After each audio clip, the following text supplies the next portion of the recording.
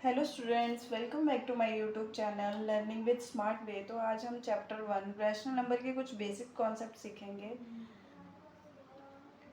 Class 8 का कई बच्चों को तो मैथ से बहुत ही डर लगता है। अब जब बात आ जाए रैशनल नंबर की तो बच्चे और डर जाते हैं कि ये रैशनल नंबर होता क्या है। लेकिन आप कुछ भी अगर इंटरेस्टिंग वे से कुछ भी सीखते हैं तो ज़रूर उसमें मन लगता है और वो चीज़ हमें मिल भी जाती है जो चीज़ हम सीखना चाहते हैं। तो आज हम कुछ सीखेंगे रैशनल नंबर होता क्या है। चैप्टर आपका फर्स्ट है rational number. A rational number can be defined any number which can be represented in the form of p upon q where q not equal to zero. कोई भी number है उसको हमने अपॉन की form में, जैसे आप कहते हैं फ्रैक्शन की फॉर्म में उसको रिप्रेजेंट करना है। जैसे आपका आ जाएगा 2/3। ये आ गया आपके p अपॉन क्यू के फॉर्म में। और जो आपका डिनोमिनेटर होता है, जो कहने का मतलब जो q होता है, कभी भी ये जीरो नहीं होगा। सपोज अगर 2/0 हो गया तो ये आपका क्या बन जाता है, नोट डिफाइन हो जाता है। तो इसलिए जो आपका है वो q जीरो, जब आप ये जीरो आ जाएगा तो ये पूरी टर्म ही खत्म हो जाएगी। तो ये अपॉन की फॉर्म में तो कुछ रहा ही नहीं। तो इसलिए क्या है कि कभी भी जो आपका डिनोमिनेटर है ये क्यू है वो कभी भी जीरो के इक्वल नहीं होना चाहिए। अब देखते हैं और रैशनल नंबर। तो रैशनल नंबर में क्या होता है कि जो आपका p और q, न्यूमिनेटर और डिनोमिनेटर, दोनों ही इंटीजर होते हैं लेकिन जीरो को छोड़ के। जैसे इंटीजर में आपका मान के चलो -3/7 आ गया, तो ये भी आपका क्या है, एक रैशनल नंबर है। अगर आप सिंपल 2 की बात करते हैं, सिंपल 2 की, तो ये भी रैशनल नंबर है। ये कैसे रैशनल नंबर है, 2 को हम 2/1 लिख सकते हैं। तो ये देखो 1 आपका क्या आ गया, एक नेचुरल नंबर कह लो या फिर एक इंटीजर आप कह सकते हैं। इंटीजर्स में क्या होता है कि नेगेटिव वैल्यू और पॉजिटिव वैल्यू दोनों ही आ जाती है। तो आपका ये भी एक रैशनल नंबर है और 2/1 भी रैशनल नंबर है। लेकिन आपको ध्यान रखना है कि रैशनल नंबर में कभी भी डिनोमिनेटर जो है वो जीरो के इक्वल ना हो, और ये हमेशा अपॉन की फॉर्म में होता है। इसको क्या कहते हैं हम, rational number.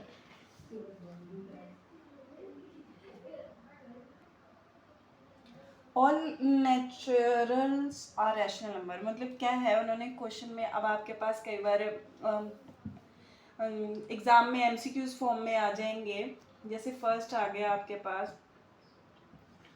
All natural number are rational number.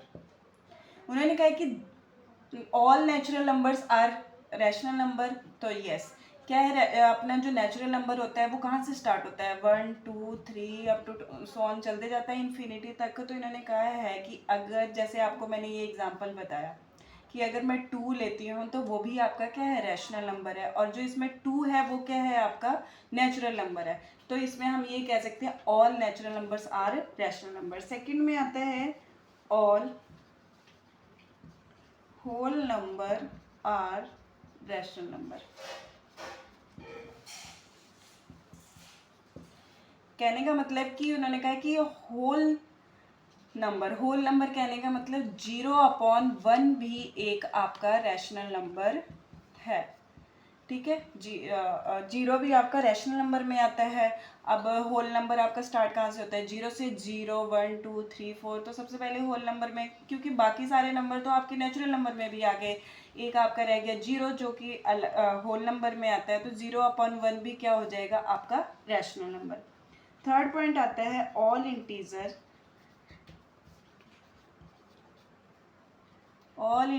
Are rational number. अब देखो, मैंने जैसे आपको स्टार्टिंग में ही बता दिया था कि जितने भी इंटीजर्स हैं वो आपके क्या हो जाएंगे, रैशनल नंबर। जैसे 0/1 ये आपका क्या नंबर हो गया, इंटीजर हो गया, और ये भी दोनों इंटीजर है। -2/3 ये भी आपका इंटीजर है। तो आपको मेन याद रखने वाली चीज़ें हैं कि जितने भी नेचुरल नंबर होंगे वो भी रैशनल नंबर होगा। All whole numbers are rational number and all integers are rational number. कहने का मतलब ये तीनों क्या आएंगे, रैशनल नंबर के रैशनल नंबर में ही आएंगे और ज़्यादा ये आपको एमसीक्यूज टाइप में पूछा जाता है। यहाँ पे और कोई नंबर दे देंगे, इवन नंबर्स दे दिया, इस तरीके का दे दिया, तो आपने इन तीनों को याद रखना है कि all natural numbers are rational number, all whole numbers are rational number and all integers are rational number. अब आते हैं प्रॉपर्टी ऑफ रैशनल नंबर पे। रैशनल नंबर की कुछ प्रॉपर्टी देखेंगे। जैसे फर्स्ट है क्लोजर प्रॉपर्टी। क्लोजर प्रॉपर्टी में हमने क्या देखना है कि जो अगर आप एडिशन कर रहे हैं या फिर सब्ट्रैक्शन कर रहे हैं या फिर मल्टीप्लिकेशन या फिर डिवीज़न, तो जब आप किसी भी फ्रैक्शन वाले नंबर को, कहने का मतलब रैशनल नंबर को प्लस करेंगे, तो प्लस करने के बाद भी आपका क्या आना चाहिए, रैशनल नंबर आना चाहिए। जैसे देखते हैं हम क्लोजर प्रॉपर्टी अंडर एडिशन।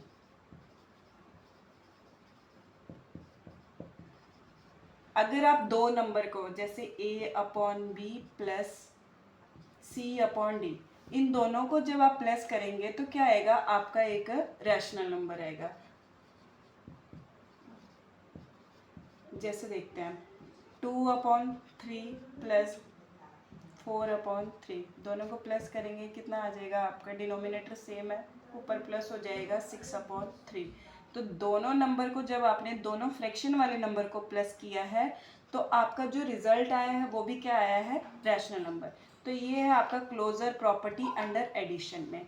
अब आते हैं क्लोजर प्रॉपर्टी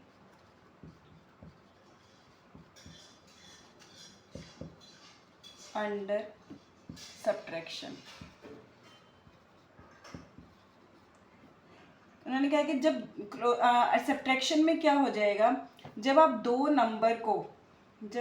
नंबर को सब्ट्रैक्ट करेंगे। अब इसी का एग्जांपल ले लेते हैं, जैसे a upon b minus c upon d ले लिया, ये आपका क्या आना चाहिए, ए रैशनल नंबर। तो a आप सेम इसी की तरह लेते हैं, 2/3 माइनस सी अपॉन डी आप 4/3 ले लिया, ठीक है। जब इसको माइनस आप करेंगे तो क्या आ जाएगा आपका -2/3।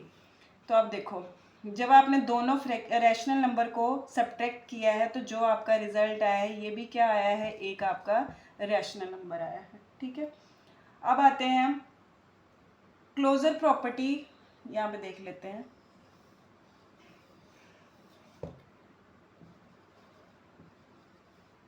Closure property under multiplication.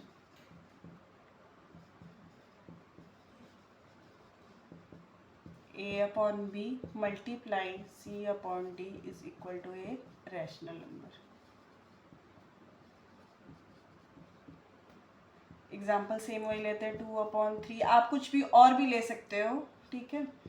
4/3, 4 2 ज़ा 8, 3 3 ज़ा 9, ये भी आपके पास क्या रिजल्ट आया, एक रैशनल नंबर भी। फोर्थ है आपके पास डिवीज़न के थ्रू देखते हैं, सीधा लिख देती हूँ division. a upon b divide c upon d, ये भी क्या आ जाएगा, ए रैशनल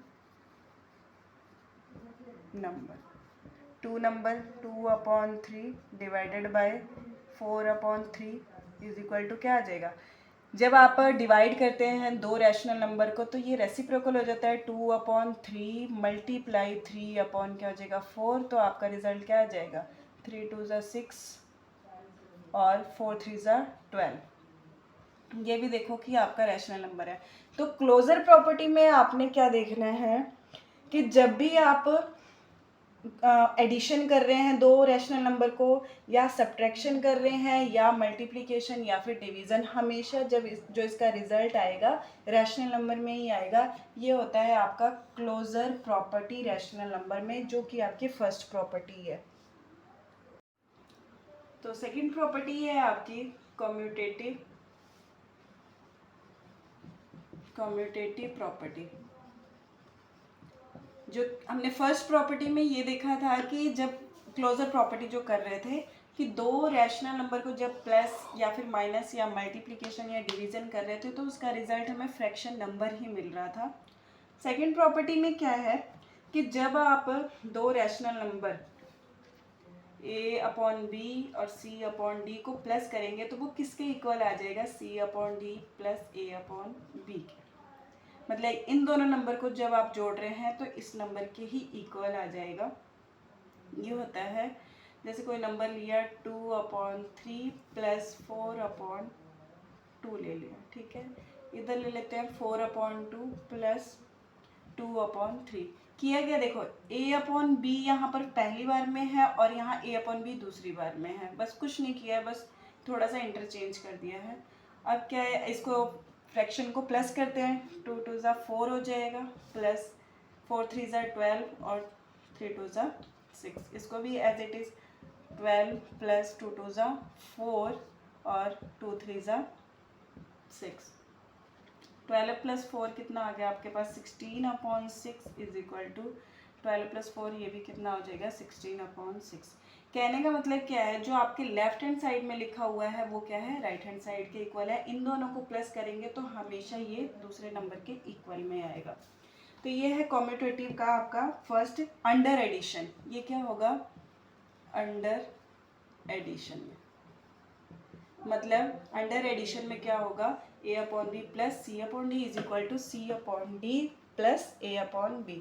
अब आता है इसी का सेकंड, अगर हम अंडर सब्ट्रैक्शन करते हैं, यहाँ पे करते हैं अंडर सब्ट्रैक्शन में, तो a/b minus c/d is equal to c/d minus a/b। अब ये चीज़ देखना है कि जब हम माइनस कर रहे हैं तब भी क्या ये इक्वल ही आ रहा है, तो यही चीज़ हमने देखना है। एग्जाम्पल यही वाला लेते हैं, 2/3 minus 4/2 is equal to 4/2 minus 2/3। 2 2 ज़ा 4 माइनस कितना आ जाएगा आपका 12/6, 4 3 ज़ा 12, 2 2 ज़ा 4 और ये आ जाएगा 3 2 ज़ा 6।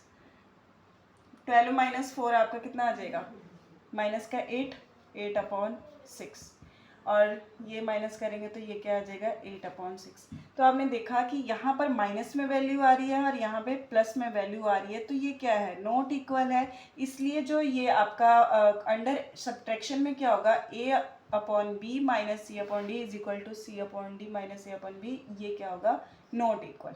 ठीक है, ये अंडर सब्ट्रैक्शन नहीं आएगा, लेकिन ये अंडर एडिशन में ये क्या हो जाएगा, इक्वल हो जाएगा। कम्यूटेटिव प्रॉपर्टी अंडर मल्टीप्लिकेशन, दो हमने पढ़ लिए थे, अंडर एडिशन जिसमें कि वो दोनों एक दूसरे के इक्वल आया था, अंडर मल्टीप्लिकेशन में एक दूसरे के इक्वल नहीं आया। अब मल्टीप्लिकेशन में चेक करते हैं, a/b multiply c/d is equal to c/d multiply a/b। अब ये देखते हैं क्या ये दोनों एक दूसरे के इक्वल आ रहे हैं। फिर से एग्जांपल ले लेते हैं आपको दिखाने के लिए कि प्रूफ हो जाए कि हाँ वो इक्वल आ रहा है या नहीं। 4/2 ले लिया is equal to 4/2 multiply 2/3। Multiplication आपको पता है कि न्यूमिनेटर का न्यूमिनेटर से और डिनोमिनेटर का डिनोमिनेटर से। 4 2 ज़ा 8 और 3 2 ज़ा 6 इज इक्वल टू 4 2 ज़ा 8 और 3 2 ज़ा 6। तो आपने देखा कि लेफ्ट हैंड साइड क्या आ रहा है, राइट हैंड साइड के इक्वल। तो यस, ये अंडर मल्टीप्लिकेशन ये कम्यूटेटिव प्रॉपर्टी अप्लाई होगा। अगर बात आती है कि अंडर डिवीज़न, अंडर डिवीज़न में क्या हो जाएगा आपका, a/b divided by c/d is equal to c/d divided by a/b। Example same वही ले लेते हैं, 2/3 divided by 4/2 is equal to 4/2 divided by 2/3। Solve कैसे करते हैं, जब डिवीज़न का साइन होता है रेसिप्रोकल होता है, 2/3 मल्टीप्लाई आपका आ जाएगा 2/4 is equal to 4/2 divided by 3/2। Sorry, ये मल्टीप्लाई में आएगा तो जब इनका रिजल्ट हम देखते हैं तो क्या आएगा, 2 2 ज़ा 4 और नीचे आ जाएगा 3 4 ज़ा 12 इज इक्वल टू 4 3 ज़ा 12 और 2 2 ज़ा 4। क्या दोनों ये एक दूसरे के इक्वल आया है लेफ्ट हैंड साइड और राइट हैंड साइड, तो नो, इसलिए ये क्या हो जाएगा, नॉट इक्वल। और जो आपका यहाँ पर लिखा है कि अंडर डिवीज़न ये एप्लीकेबल होगा, तो नहीं, एप्लीकेबल नहीं होगा। तो हमने इसमें क्या देखा कि जो हमने कम्यूटेटिव प्रॉपर्टी पढ़ा है उसमें एक आपका एप्लीकेबल है एडिशन वाला और एक एप्लीकेबल है आपका मल्टीप्लिकेशन वाला। कहने का मतलब इसमें जो सब्ट्रैक्शन है और डिवीज़न है वो एप्लीकेबल नहीं है। अब आते हैं थर्ड प्रॉपर्टी पे, एसोसिएटिव प्रॉपर्टी। एसोसिएटिव प्रॉपर्टी, पहले अंडर एडिशन देख लेते हैं।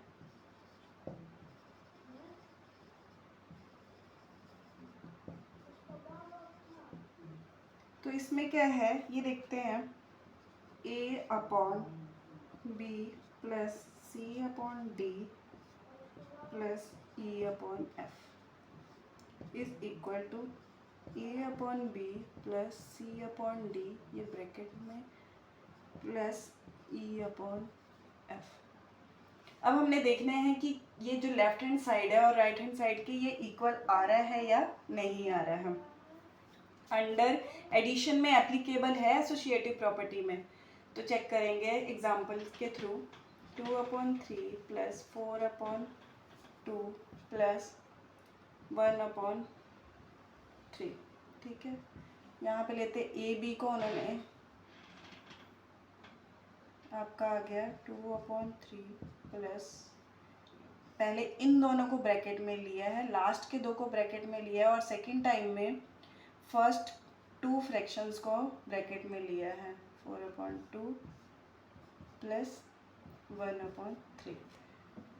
पहले ब्रैकेट सॉल्व करेंगे, 2 अपॉन 3 एज इट इज़, इनका एलसीएम शो करते हैं, 4 3 ज़ा 12 प्लस 1 और 3 2 ज़ा 6, ठीक है, इज इक्वल टू 2 2 ज़ा 4, 4 3 ज़ा 12 और 3 2 ज़ा 6, प्लस करना है 1 अपॉन 3 से। तो ये आपका आ जाएगा 12 plus 1 13 upon 6 plus 2 upon 3 is equal to, ये आ गया आपका 16 अपॉन 6 प्लस 1 अपॉन 3। फिर एलसीएम लेते हैं, 6 2 ज़ा 12 प्लस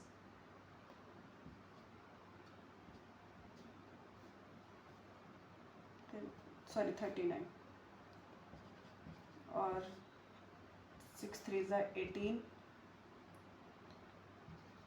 16 3 ज़ा आ जाएगा 48, 6 1 ज़ा 6 अपॉन 18, 9 और 2 आ जाएगा आपका 11, 1 3 1 5 अपॉन 18,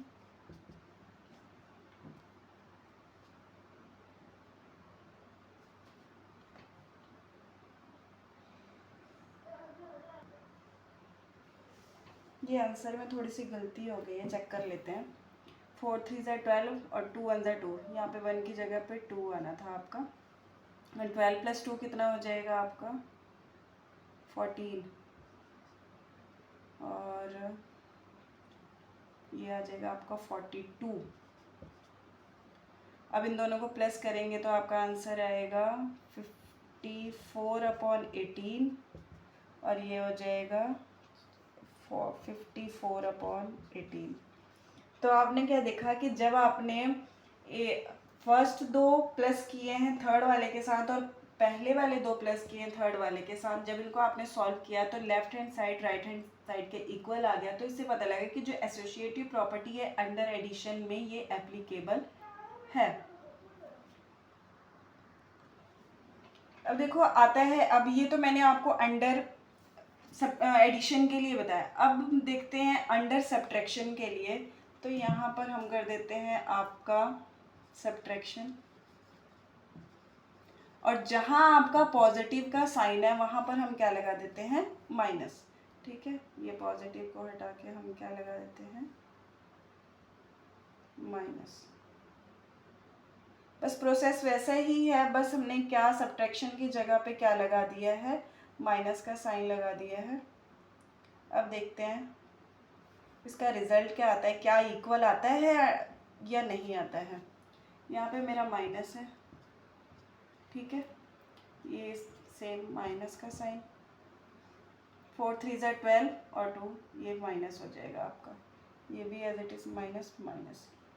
जब इन दोनों को माइनस किया तो यहाँ पे आपका क्या आ जाएगा, 10 आ गया, और 12 ये कितना आ जाएगा आपका, 8 आ गया, -1/3। यहाँ आपके माइनस का साइन चल रहा है। 6 2 ज़ा 12 और 10 3 ज़ा ये आ जाएगा आपका 30, बीच में माइनस का साइन, और ये आपका आ जाएगा 6 1 ज़ा 6, 8 3 ज़ा 48, माइनस का साइन। 30 - 12 कितना हो जाएगा, 18/18, यस। और 24 में से जब आप माइनस करेंगे 6 तो ये भी कितना हो जाएगा आपका, 18/18।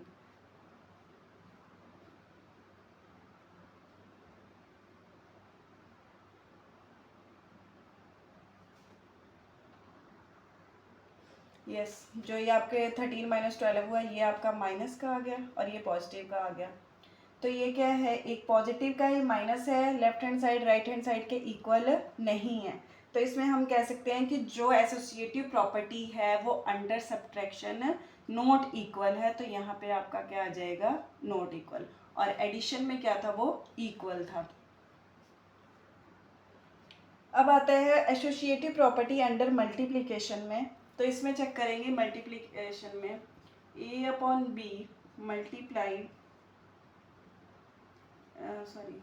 C/D मल्टीप्लाई E/F, ये इक्वल टू में A/B मल्टीप्लाई C/D E/F। अब ये चेक करना है क्या left hand side right hand side के इक्वल है, अंडर मल्टीप्लिकेशन के ये क्या एप्लीकेबल है या नहीं। एग्जांपल ले लेते हैं, 2/3 मल्टीप्लाई 4/2 मल्टीप्लाई 1/3 इक्वल में, ये आपका ब्रैकेट में आ जाएगा। ब्रैकेट का मतलब कि सबसे पहले हमने ब्रैकेट को सॉल्व करना है, फिर उसके बाद हम नेक्स्ट वाला लेंगे। 2/3 multiply 4/2 multiply 1/3, 2/3 as it is, 4 3 ज़ा 12, सॉरी मल्टीप्लिकेशन सामने सामने मल्टीप्लाई होगा, 4 1 ज़ा 4 और 3 2 ज़ा 6, 4 2 ज़ा 8, 3 2 ज़ा 6 मल्टीप्लाई 1/3, 4 2 ज़ा 8 और ये आ जाएगा आपका 18, 8 1 ज़ा 8 और ये आ जाएगा 6 3 ज़ा 18।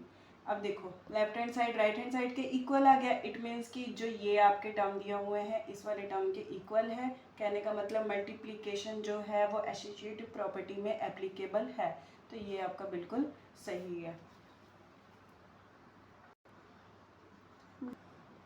Associative property under division, division में देखते हैं, डिवीज़न।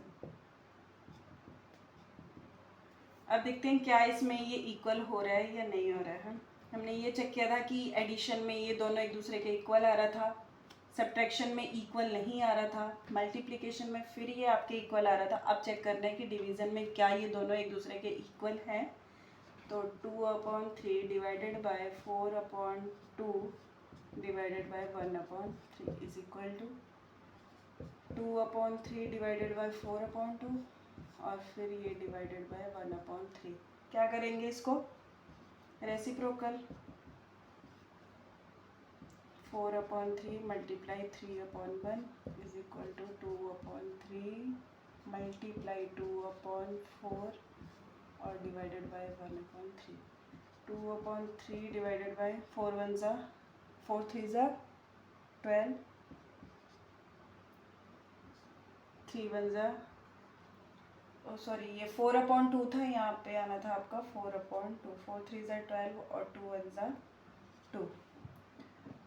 अब आता है ये सॉल्व हो गया, 2 2 ज़ा 4, 4 3 ज़ा 12 डिवाइडेड बाय, यहाँ सीधा आप रेसिप्रोकल ही कर देते हैं, मल्टीप्लाई 3/1 और यहाँ पे भी आप मल्टीप्लाई कर दो किसी एक को रेसिप्रोकल कर देते हैं, यहाँ लिख देते हैं हम 2/12 और ये क्या हो जाएगा मल्टीप्लाई 2 2 ज़ा 4 और 12 3 ज़ा 36, 4 3 ज़ा 12 हो जाएगा और 12 1 ज़ा 12। अब देखो left hand side right hand side के इक्वल है, नहीं है, तो ये क्या है नॉट इक्वल। तो यहाँ पे जो एसोसिएटिव प्रॉपर्टी अंडर डिवीजन क्या होगा, ये भी क्या होगा आपके नॉट इक्वल। कहने का मतलब ये डिवीजन में एप्लीकेबल नहीं है। अब आता है आपका fourth property distributive law under addition देखते हैं। ये आपकी प्रॉपर्टी होती है A/B मल्टीप्लाई क्या होता है C/D और प्लस हो जाएगा E/F में is equal to A/B multiply, पहले ये आपका इससे मल्टीप्लाई होगा फिर ये आपका इससे मल्टीप्लाई होगा, तो A/B मल्टीप्लाई क्या हो जाएगा C/D plus A/B multiply E/F। ये चेक करना है कि ये left hand side right hand side के इक्वल है कि नहीं। एग्जांपल ले लेते हैं 2/3 2/4 प्लस 1/2 इज इक्वल टू ए की वैल्यू है अपने पास 2/3 मल्टीप्लाई सी की वैल्यू है 2/4 प्लस कितना हो जाएगा आपके पास 2/3 मल्टीप्लाई 1/2। ब्रैकेट सॉल्व करेंगे 2/3 2 2 ज़ा 4 प्लस 4 1 ज़ा 4 अपॉन 4 2 ज़ा 8। इनको प्लस मल्टीप्लाई करते हैं 2 2 ज़ा 4 और 4 3 ज़ा 12 प्लस 2 1 ज़ा 2 और 3 2 ज़ा 6। ये आपका आ जाएगा 8/8 2/3 मल्टीप्लाई में इनका एलसीएम लेते हैं 24 प्लस 24 अपॉन कितना आ जाएगा 72। 8 2 ज़ा 16 ये 24 और इधर आ जाएगा आपका 24 और 24 आपका आ जाएगा 48 और 72।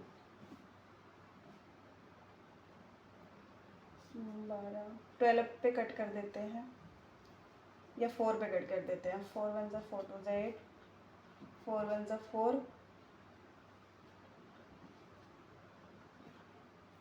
4 4 ये आगे भी क्रॉस हो सकता है 3 के टेबल पे 3 4 ज़ा और 3 6 ज़ा।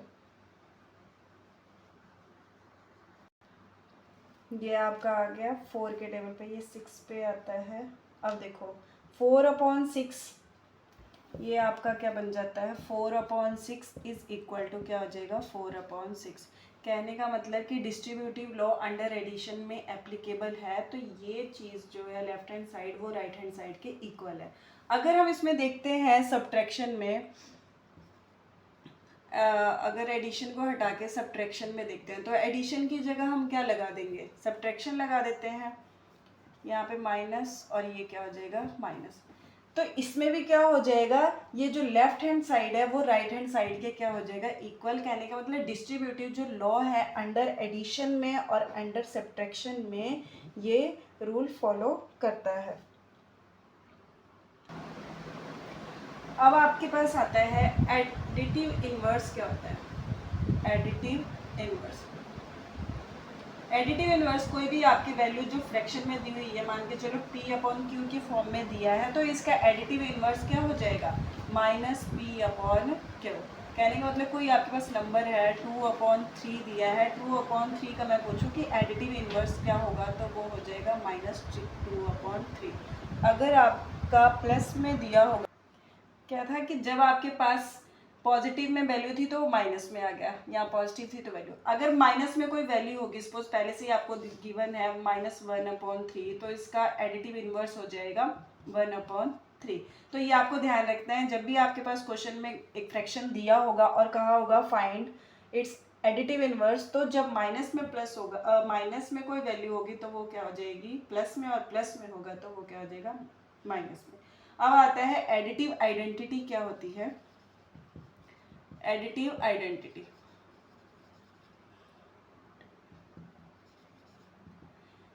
कोई आपके पास वैल्यू दी है 2/3, इसका हमने क्या करना है एडिटिव इन्वर्स निकालना है, और एडिटिव इन्वर्स में आपका क्या हो जाएगा, यहाँ पे माइनस, कोई भी प्लस में है तो -2/3 लिख देते हैं, तो ये किसके इक्वल आ जाएगा, आपका 0 के इक्वल।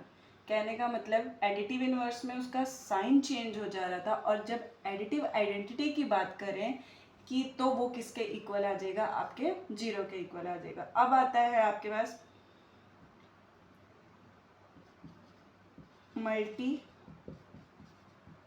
Multiplicative inverse. इन्वर्स से ही आपको पता लग जा रहा है कि ये उसका उल्टा करना है। मल्टीप्लिकेटिव इन्वर्स में क्या हो जाएगा, आपके पास कोई क्वेश्चन है 2/3 गिवन है, तो ये क्या हो जाता है, जो इसका न्यूमिनेटर है वो डिनोमिनेटर हो जाएगा, डिनोमिनेटर न्यूमिनेटर। जैसे 2/3 है तो इसका मल्टीप्लिकेटिव इन्वर्स क्या हो जाएगा, 3/2। ठीक है, ये आपका है मल्टीप्लिकेटिव। अब आते हैं मल्टीप्लिकेटिव आइडेंटिटी के बारे में।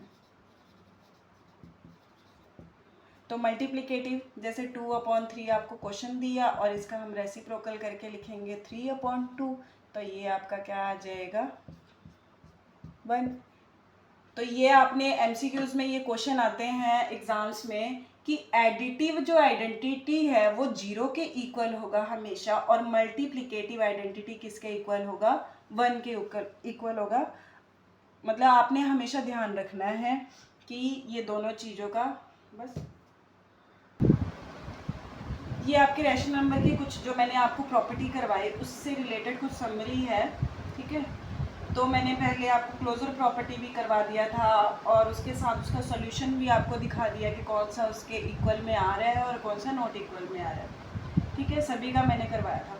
आप देखते हैं closure property addition, under addition ये एप्लीकेबल है कि नहीं, यस है। क्लोजर प्रॉपर्टी में क्या था कि जब आप दो रैशनल नंबर को प्लस माइनस या मल्टीप्लाई या डिवीज़न कर रहे थे तो उसका जो रिजल्ट हमेशा क्या आ रहा था, रैशनल नंबर आ रहा था। क्लोजर प्रॉपर्टी एडिशन में भी अप्लाई हो रहा है, सब्ट्रैक्शन में भी, मल्टीप्लिकेशन में भी और डिवीज़न में भी। और जो कम्यूटेटिव प्रॉपर्टी है वो आपका ओनली एडिशन में ही इक्वल आ रहा था और एक मल्टीप्लिकेटिव में, इन दोनों में ही एप्लीकेबल था, बाकी दोनों में एप्लीकेबल नहीं था। और एसोसिएटिव प्रॉपर्टी भी सेम आपका प्लस में और मल्टीप्लिकेशन में एप्लीकेबल था और सब्ट्रैक्शन और डिवीज़न में एप्लीकेबल नहीं था।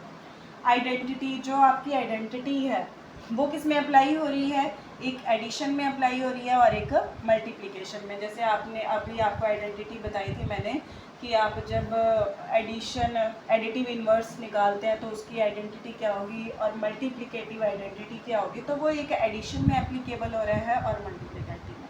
ऐसे ही इन्वर्स भी आपका एडिशन में एप्लीकेबल होगा और मल्टीप्लाई में, और बाकी दोनों में नहीं।